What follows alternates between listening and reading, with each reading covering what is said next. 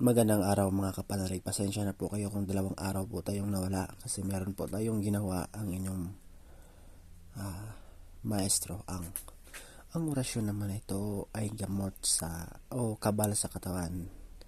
Ito'y nagagamit sa digmaan, barilan, itakan at lahat ng pisikalan na away. Ito'y banggitin lang ng 3 ulit at iihip sa inyong dibdib. Magdasal lang kayo ng isang Ama namin at isang sumasampalataya. Huwag ito gamitin sa masama dahil lahat ito'y pwedeng gumana ito sa lahat ng tao. Kahit wala kang pagdidibusyon or poder, basta gumagana po ito. Hindi ka natatabla ng bala nito.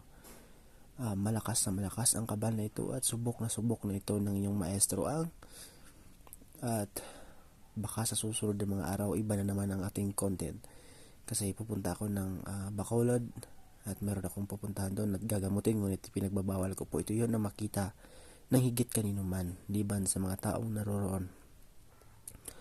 Siguro meron akong pupuntahan doon na isang sagradong lugar at kung pwede tayong mag-video doon, kung hindi tayo pagbabawalan ng nakabantay doon na isang diwata, kasi ayon sa aking kaibigan na ermitanyo doon, meron akong diwata doon na nagbabantay sa isang sagradong batis at pupunta tayo doon at maglilinis tayo ng ating espiritual na katawan.